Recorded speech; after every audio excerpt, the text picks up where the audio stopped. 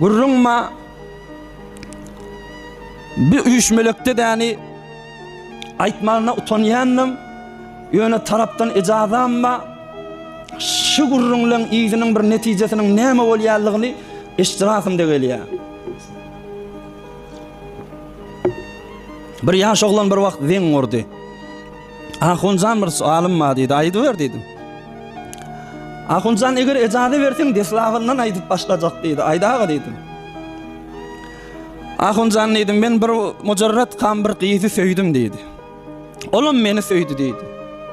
Telefonlaşdyk, paýamaklaşdyk. Aslında şonusy ýatyp bilmeýärdim, gijele şoň paýamy gelmese gözüme uky gelmeýärdi falan. Neçe ýyl şo bilen rabatam mady telefony. Ahyrda da gudaçylygyna adamy berdim, ýaşly berdim. Atasy iki aýagyn bir köwşetde bermedi. Ali bilmedim, ol ära gitdim, men neçe arafa öýlendim. Bir ýyl, 2 ýyl geçip geçmäpdi. Bir wagt guşyma bir zeň geldi diýär. Şo oglan sorabat bolan oglan aýdy. Guşyma zeň geldi, alo diýdim, allym. Görsem bir zenana ýüzünden aglaýa. Aýdy ber diýdim, kim bolýan diýdim. Gat etdi. Wah kim ka diýdim, näme bolly ka diýdim. Gaýta ýene zeň urdy. Ýene de allym. Fakat aglaýa tarap. Ikinci zeň bolanyny bildim.